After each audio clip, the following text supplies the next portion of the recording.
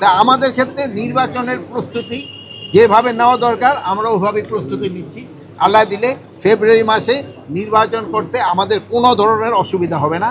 আমাদের chief adviser, মাননীয় chief adviser যে রোড ম্যাপটা মানে ডেটটা বলে দিচ্ছে, আমার রোড ম্যাপটা তো ইলেকশন কমিশন দিবে, আমরা ওইভাবে আমরা ইলেকশন করার জন্য প্রস্তুতি নিচ্ছি এবং আমরা ওই সময় পুরোভাবে প্রস্তুত থাকি।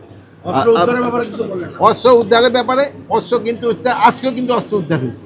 অস্ত্র এটা কিন্তু একটা চলমান প্রক্রিয়া, এটা কিন্তু ডেইলি অস্ত্র উদ্ধার হচ্ছে। ইলেকশনের আগে আমরা আশা করতেছি প্রায় অস্ত্রে আমরা উদ্ধার করে ফেলব। মাননীয় উপদেষ্টা, যেহেতু আপনারা লোকজন এখনো ফেসবুকে নানান ধরনের প্রপাগান্ডা ছড়াচ্ছে নির্বাচনকে কেন্দ্র করে তারা আপনাদের অধীনে নির্বাচনে অংশ নেবেন না এরকম বক্তব্য তারা রাখছে, এই বিষয়টা আপনারা দেখছেন? এখন এটা হলো ফেসবুক দেশ, হলো আমরা স্বাধীন দেশ। আপনারা কিন্তু আগে অনেক কিছু প্রকাশ করতে পারেন নাই, এখন আপনারা সব কিছু প্রকাশ করতে পারেন। এই জন্য যার যার মত শেষে প্রকাশ করতে পারতে জনগণ হলো ডিসিশন নেবে।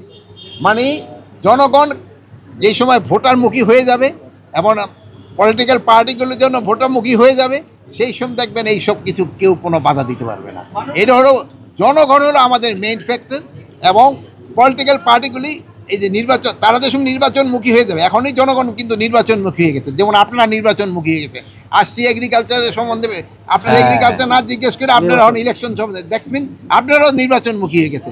এই পরে যেহেতু সবাই নির্বাচনমুখী হয়ে যেতে, নির্বাচন করতে কোনো অসুবিধা হবে না। সব ধরনের পদক্ষেপই নেওয়া হবে, শুধু নির্বাচনে না, অন্য সময় যেন কোনো অস্ত্র ঢুকতে না পারে এই জন্যই সবসময় পদক্ষেপ নেওয়া। সীমান্ত কতটা নিরাপদ? সীমান্ত সম্পূর্ণ নিরাপদ।